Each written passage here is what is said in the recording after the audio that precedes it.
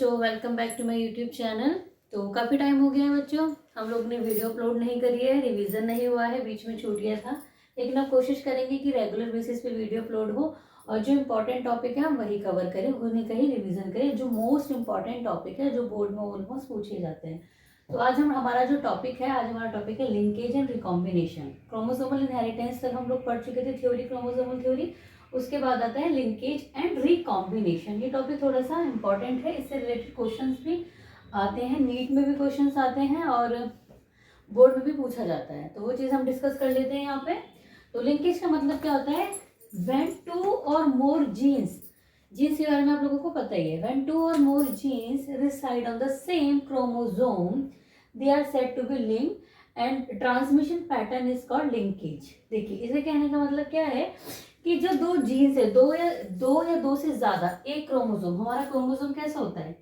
इस तरीके का होता है, ये, ठीक है। और जब हम इनको अलग कर देते हैं, सेपरेट कर देते हैं, तो ये क्या बन जाता है? Sister chromatid. अब देखिए, हमें पता है हमारे क्रोमोसोम पे डिफरेंट जीन्स होते हैं जो कि हमारे डिफरेंट चीजों को कोड करते हैं, ठीक है। तो जो इन्होंने बोला दो या दो जीन्स जो सेम क्रोमोसोम पे होंगी, ये या फिर ये बोलिए या ये जीन्स बोलिए, उनको बोलते हैं लिंक्ड जीन्स, जो एक दूसरे से लिंक होती है, एक ही क्रोमोसोम पे प्रेजेंट होती है। और जो उनका ट्रांसमिशन इन द सेंस, वो जो जीन्स जिस चीज को कोड कर रही हैं उसको बोलेंगे हम लिंकेज, क्योंकि ये जाएंगी आगे जाके कॉपी करेंगी और आगे अपने आप को एक्सप्रेस करेंगी, तो उसको हम बोलेंगे लिंकेज। साथ में अपने आप को एक्सप्रेस करेंगी।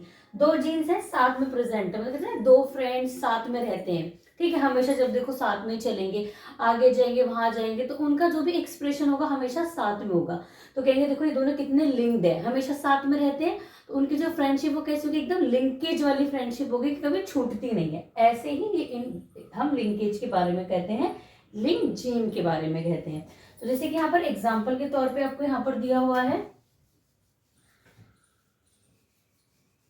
एग्जाम्पल के तौर पे देखिए, ये हमने ले लिए जीन, हमेशा पेयर में प्रेजेंट होते हैं, ये ले लिए, ठीक है। एक ये पेरेंट 1 का ले लिया, पेरेंट 2 ले लिया, ठीक।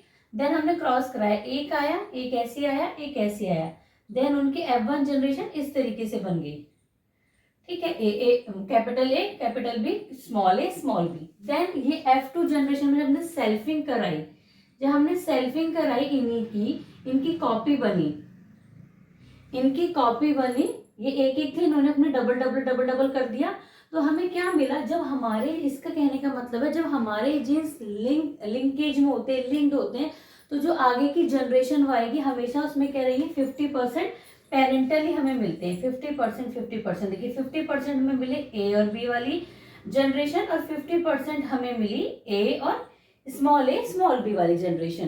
तो लिंकेज का मतलब है कि हमेशा लिंक रहेंगे, अलग नहीं होंगे, सेपरेट नहीं होंगे, और हर जनरेशन में ये 50% पेरेंटल के रूप में हमको मिलते रहेंगे।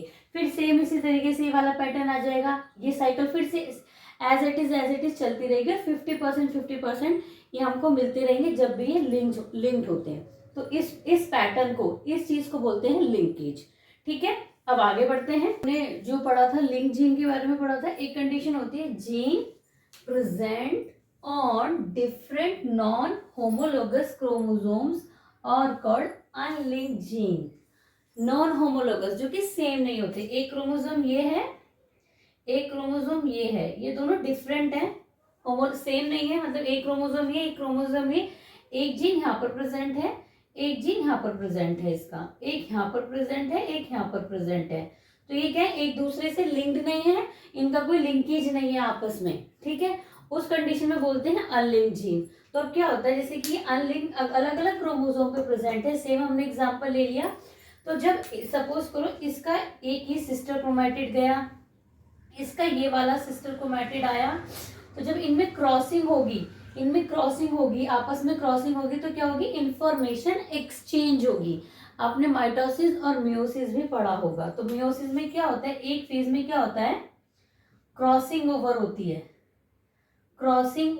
है, जिसमें इस तरीके से दिखाया जाता है, ठीक है। ये वाली इंफॉर्मेशन, फिर ये इस तरीके से क्रोमोसोम एक दूसरे पे होते हैं, जो आधी आधी इंफॉर्मेशन इनकी क्या होती है, एक्सचेंज होती है, क्रॉस कर जाते हैं। ठीक है, क्रॉस कर जाते हैं। तो कहाँ होती है वाली कंडीशन, मियोसिस में होगी, क्रॉसिंग ओवर होगा। तो यहाँ पर हमारा देखो ये दिखा रहा है एक्सचेंज हो रही है, अलग अलग डिफरेंट डिफरेंट सिस्टर क्रोमैटिड आपस में जब इंफॉर्मेशन एक्सचेंज कर रहे हैं तो इनमें क्या हो रही है, एक इंफॉर्मेशन एक्सचेंज हो रही है, जिससे हमारे एक नए रिकॉम्बिनेंट या नए प्रोडक्ट बनकर आए।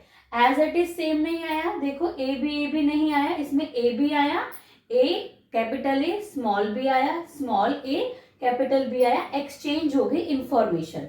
ठीक है, तो जब इनसे रिकॉम्बिनेंट्स बनेंगे, जब ये आगे जाके अपनी कॉपी बनाएंगे, रेप्लिकेशन करेंगे, मल्टीप्लाई करेंगे, तो ये इस तरीके से आपको नए रिकॉम्बिनेंट्स मिलेंगे। ये आपके पेरेंटल है, बिल्कुल कुछ परसेंट हमें पेरेंटल भी मिलते हैं, रिकॉम्बिनेंट भी मिलते हैं जब क्रॉसिंग ओवर इंफॉर्मेशन एक्सचेंज होती है।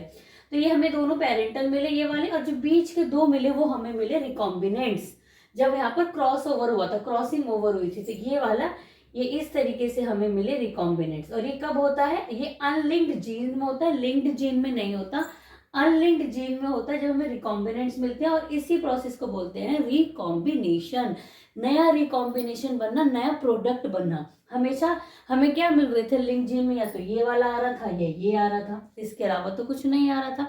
जो इनके अलावा आया दैट इज ये वाले जीन्स आए, तो इनको हमने बोल दिया रिकॉम्बिनेंट, और इस प्रोसेस को बोलते हैं रिकॉम्बिनेशन। तो इनको कैलकुलेट करने पे इनको कैलकुलेट भी किया जाता है, एक फॉर्मूला भी है, वो फॉर्मूला मैं आपको बताती हूँ। इससे रिलेटेड क्वेश्चंस भी आते हैं, कैसा क्वेश्चन आता है वो भी आपको बता देती हूँ। ठीक है, और कुछ नहीं है, बहुत ईजी है, सिंपल सा है, इसमें कुछ भी खास नहीं है, एक फॉर्मूला है, बस आपको पता होना चाहिए रिकॉम्बिनेशन और लिंकेज होता क्या है, बेसिक्स था चीजें।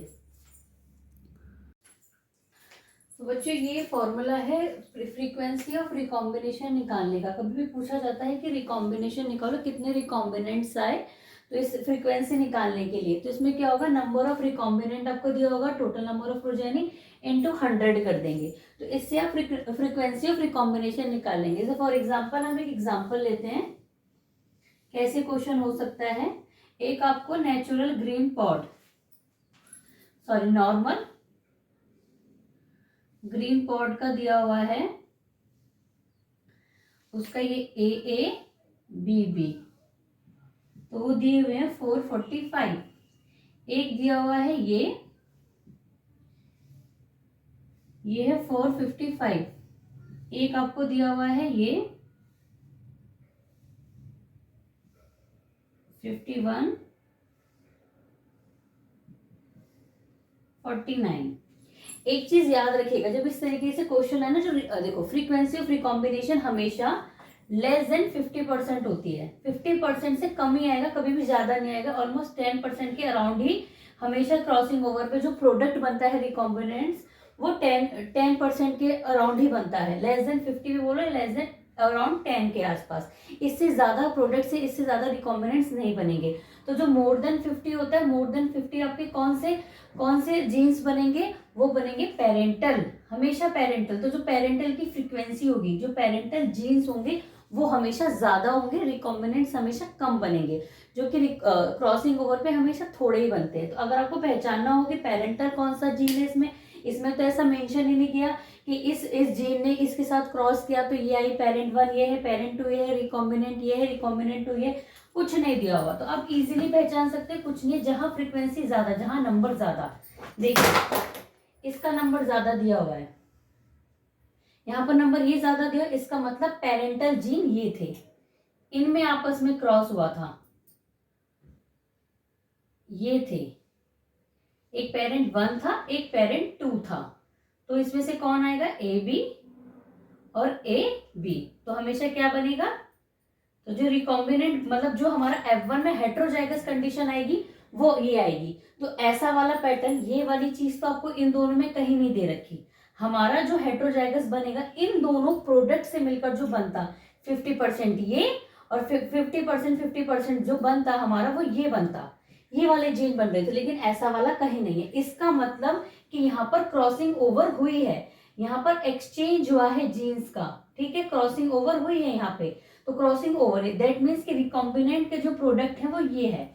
हमारा तो ये था F1 पेरेंटल, तो ये आता, इसमें ये वाला पेरेंटल आया ही नहीं है। तो साफ जाहिर हो रहा है जो कम है 50% से भी कम है ये, तो ये क्या है आपके रिकॉम्बिनेंट्स है। तो हमें पता चल रहा है, इसी तरीके क्वेश्चन आएंगे तो आप यहाँ पर डाल दोगे नंबर ऑफ रिकॉम्बिनेंट कितने 51 प्लस 49 इंटू 100 और total number of progeny, total number of progeny कितनी है, तो इतनी प्रोजेनी आई है, तो टोटल ये सारा होगा आपका, पूरा का पूरा टोटल होगा, क्योंकि प्रोजेनी आपकी ये सारी आई है। कितनी प्रोजेनी बनी पेरेंटल प्लस रिकॉम्बिनेंट, ये सारी काउंट होंगी, ठीक है। तो ये कितना हो जाएगा आपका,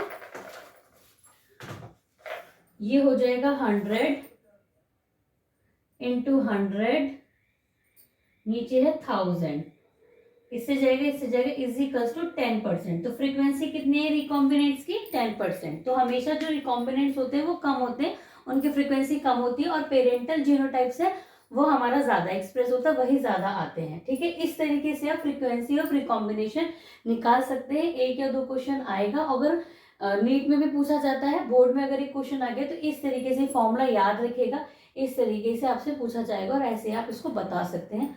बहुत आसान है, बहुत इजी टॉपिक था, अच्छे से ध्यान देंगे तो समझ में आएगा, ज़्यादा कुछ इसमें है नहीं, ठीक है। तो आई होप आपको वीडियो यूजफुल लगी होगी, समझ में आया होगा। डाउट हो तो कमेंट करके बताइएगा, और नेक्स्ट फिर नेक्स्ट टॉपिक में मिलते हैं नेक्स्ट वीडियो में। तब तक आप बने रहिए मेरे चैनल पे साइंस क्लासरूम में, और टेलीग्राम चैनल भी ज़रूर चेक कर लेना, उस पर मैं काफ़ी सारे नोट्स अपडेट करती रहती हूँ, ठीक है। Bye bye.